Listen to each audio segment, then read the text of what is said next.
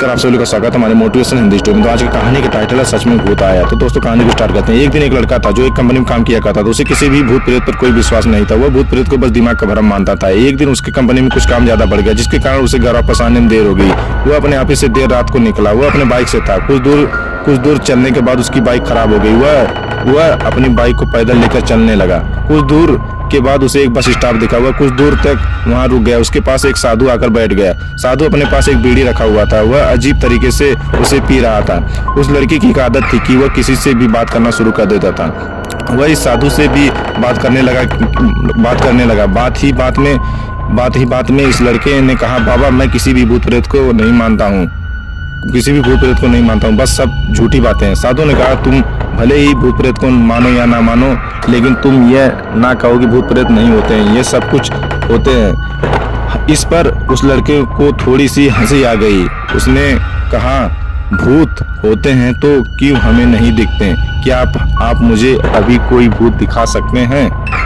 साधु को लग गया कि अब इसे जरूर ही भूत दिखाना होगा। साधु ने लड़के को शमशान घाट की ओर चलने को कहा। फिर कहा, वह दोनों चल दिए। रास्ते में उस लड़के को थोड़ा डर लगने लगा। फिर भी वह अपने डर को कम करके आगे बढ़ता जा रहा था। कुछ देर के बाद शमशान घाट पहुंच गया। शमशान घाट में अभी कुछ लाशें जल रही थी। साधु ने उसको एक ऐसे स्थान पर बैठाया जहां कुछ समय पहले की लाश जली थी। दोस्तों साधु ने जमीन पे एक लोहे का कील गाड़ दिया। उसके सामने सफेद धागा बांध दिया। इस धागे का अंतिम डोर उस लड़के को पकड़ने को कहा। अब उस लड़के को हद से ज्यादा डर लग रहा था। उसकी सांस तेज हो रही थी। इसके साथ ही उसके हाथ पैर भी कांप रहे थे। फिर भी उसने धागे को पकड़ लिया। दोस्तों साधु ने कुछ बतासा कुछ 4 जगह पर रख दिया। सारे बतासे उस धागे के पास ही एक लाइन में रखे हुए थे। उसके बाद साधु ने लड़के को सावधान किया, अभी कुछ आत्मा इसको खाने आएंगी।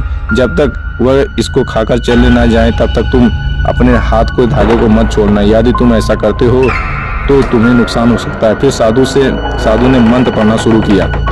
कुछ मंत्र पढ़ने के बाद साधु ने उस लड़के को आंखें बंद करने को कहा। फिर कुछ देर के बाद ही आंखें खोलने को कहा। जब उस लड़के ने आंख खोला तो वह जो देख रहा था उसे उसके ऊपर विश्वास नहीं हो रहा था। वास्तव में ये वहाँ 4 आत्मा थी जो बतासे खा रही थी। लेकिन जब उसने ये देखा कि उसके पड़ोस में रहने वाले व्यक्ति की आत्मा भी वहाँ है, जो कि कुछ दिनों पहले ही मर गया था, तो उसके हाथ से धागा छूट गया।